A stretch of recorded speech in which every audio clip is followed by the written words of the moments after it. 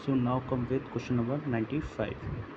Consider the following pairs with regard to sports awards. Okay. Major Dhyanchand Khel Ratna Award for the most spectacular and outstanding performance by a sportsperson over the period of last 4 years. थोड़ा idea कम है इसका. Arjuna award for the life time achievement by a sports person. ठीक है. Dronacharya award to honour eminent coaches who have successfully trained sports persons और teams. Okay. Rashtriya Khel Protsahan Puraskar to recognise the contribution made by sports person even after their retirement. How many of the above pairs are correctly matched. देखो, sports awards पे हम पढ़ते तो हैं नहीं UPSC में, तो इसका आइडिया मैंने कैसे लगाया था, इसको मैंने कैसे सॉल्व किया था वहाँ पे. मुझे एक ये तो था कि चारों तो ये सही नहीं देगा, तो मैंने डी तो पहले इनकरेक्ट कर दिया था, और ये ओनली वन ये वाली चीज़. तो मुझे ये था कि दो तो सही होंगे और तीन, या तो दो सही है या तीन सही. मेजर ध्यानचंद खेल रत्न अवार्ड. ओके. ठीक है. इसके अंदर स्पेक्टुलर and outstanding performance by a sports person over the period of last 4 years. मुझे लगा यार ये 4 ईयर्स के साथ मैंने उनको चोपड़ा किया है, ये 4 तो नहीं होगा, मतलब 3 हो सकता है, 5 हो सकता है, कुछ भी हो सकता है, लेकिन मुझे ये लगा था. मैंने फर्स्ट वाला को रॉन्ग मार दिया. Arjun award for the life time achievement by sports person. हाँ, हो सकता है नॉर्मली, ठीक है. ये तो अर्जुन अवार्ड तो वैसे भी स्पोर्ट्स पर्सन को देते हैं, लाइफ टाइम अचीवमेंट, ठीक. Dronacharya award. Dronacharya is created with the coaches to honour eminent coaches for successfully trained. ये भी ठीक है, इसके अंदर भी कुछ टाइम पीरियड वगैरह दे नहीं रखा है, ये हो गया. तो इससे ये चीज़ तो करेक्ट होती है कि दो तो सही है. राष्ट्रीय Khel Protsahan Puraskar to recognise the contribution made by sports person even after their retirement.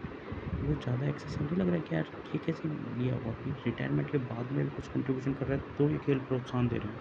तो मैंने इसको रॉन्ग माना था वहाँ पे रियल एग्जाम में, तो मैंने इसमें किया था ओनली 2. एंड इसका आंसर भी शायद यही है, एक बार चेक कर लेते हैं. 95 में बी, 95 में बी. ठीक है. ना कम फिर 94. हाँ, इस वाले जो ये वाले क्वेश्चन है ना, इस बार स्टेटमेंट 1 स्टेटमेंट 2, इसके अंदर मैं आपको एक चीज़ बता रहा हूँ कि इन वाले क्वेश्चन को सबसे सॉल्व करने का सबसे सही तरीका क्या है. अगर स्टेटमेंट 1 और स्टेटमेंट 2 ये आपको दो दे रखा है, अगर इनमें से एक भी इनकरेक्ट है तो आप आंसर तक पहुँच गए. एक भी इनकरेक्ट है तो आप आंसर तक पहुँच गए. इस तरह से और भी मैं आपको क्वेश्चन कराऊंगा, तो यू विल नो कि मैं क्या कहना चाह रहा हूँ. अब इसको देखते हैं एक बार क्या कह रहे हैं. Israel has established diplomatic relations with some Arab states. Israel has established diplomatic relation with some Arab states. हाँ, ठीक है, कर रखे हैं डिप्लोमेटिक. इसको मैंने वहाँ से कंफ्यूज कर दिया था. ये जो अपने यूएस में नेगोशिएशन करके जो किया था इसराइल के साथ में, अपने यूएई और एक और बहरीन के साथ में शायद किया था, तो उसके साथ मैंने इसे कंफ्यूज कर दिया. लेकिन मैंने सोचा ये तो सही है, ये वाली चीज़ ठीक है. The Arab peace initiative mediated by Saudi Arabia और signed by Israel and Arab League. इसके अंदर फैक्ट्स देखो आप कितने ज़्यादा देर पे मिले कि द अरब पीस इनिशिएटिव है कोई, उसे मीडिएट किसने किया, सऊदी अरेबिया ने मीडिएट किया है, और वो साइन किसने किया, इसराइल ने किया और अरब लीग ने किया है. मतलब अरब लीग भी एक बॉडी की तरह.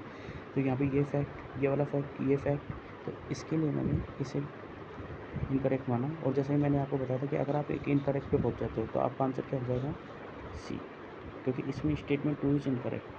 अगर इन चारों ऑप्शन में आप देखोगे तो जो इनकरेक्ट का जो बता रहा है ना कि कौन सा स्टेटमेंट इनकरेक्ट है, वो ये दो ही है. अगर आप स्टेटमेंट 2 इनकरेक्ट पहुंच गए तो आप डायरेक्ट सी पे आंसर पे पहुंच सकते हैं. सो आई टेक दिस एंड शायद ये आंसर सही है. देख लेते हैं.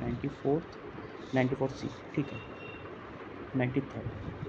Consider the following pairs. Okay. Reasons often mentioned in news, reasons for being in news. ठीक है, देखते हैं क्या है. North Kivu and Ituri, war between Armenia and Azerbaijan. देखते हैं. Nagorno Karabakh region, insurgency in Mozambique में. ओके. खेरसोन एंड जापोरिजन, क्या है ये, dispute between Israel and Lebanon. How many of the above pairs are correctly matched. ठीक है, इस वाले क्वेश्चन को सॉल्व करते हैं.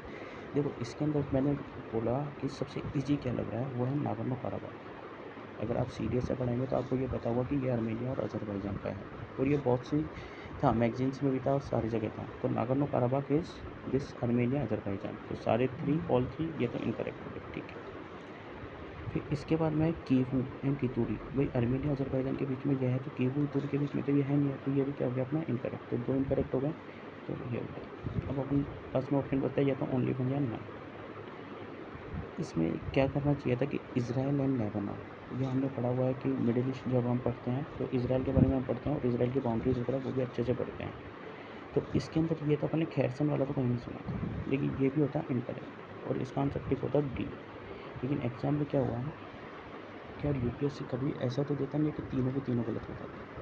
तो इसके लिए आई चॉइस ए, और यहाँ पे ये गलत हो जाता है। एक बार चेक करते हैं 93 में क्या है, 93 में है D.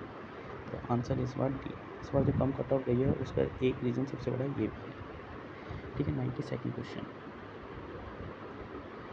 With reference to India consider the following pairs action that under which it is covered. Okay, देखते हैं क्या है क्या नहीं लिखा है इन्होंने।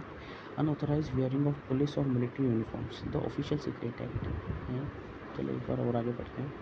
unknowingly misleading or otherwise interfering with a police officer or military officer when engaged in their duties, the Indian Evidence Act।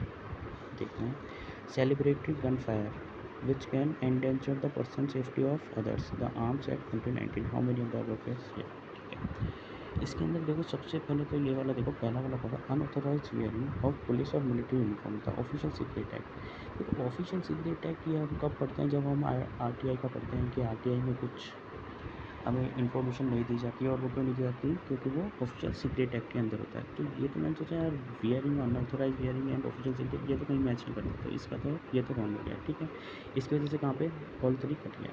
ठीक है, नाउ सेकंड, अननोइंगली मिसलीडिंग और otherwise interfering with A police officer. Okay, police officer के साथ में आप interfere कर रहे हो। पुलिस ऑफिसर क्या काम करता है, एविडेंस जो होता है।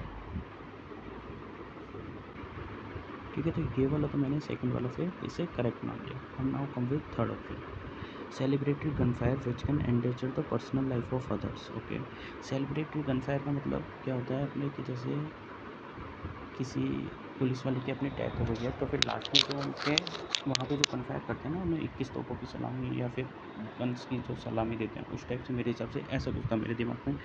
एग्ज़ाम में ऐसा कुछ आया था कि भाई ऐसा होता होगा, और उसमें होता होगा कि आर्म्स का जैसे यूज़ में लेना है। तो मैंने ये भी सही माना था, एंड मैं बी करके आया था वहाँ पे। तो इसका आंसर चेक करते हैं क्या है, 92nd का, 92nd में बी। ठीक है, now 91st, with reference to home guards consider the following statements. ठीक है, देखते हैं क्या है। Home guards are raise under the home guards act and rules of central government. The role of the home guards is to serve as an auxiliary force to the police in maintenance of internal security। ठीक है, to prevent infiltration on the international border coastal area, the border wing home guards battalions have been raised in some states। देखते हैं क्या कहना चाह रहा है ये।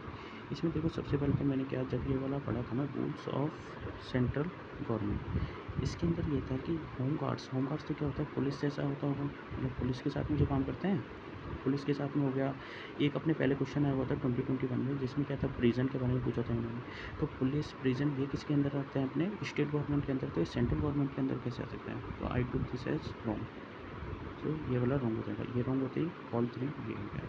इसमें मैं एक चीज़ और बताना चाहूँगा आपको कि जैसे आप यहाँ पे सोचिए, आप ये वाला आपने किया कि भाई फर्स्ट वाला रॉन्ग है, तो ऑप्शंस पे आइए फटाफट से।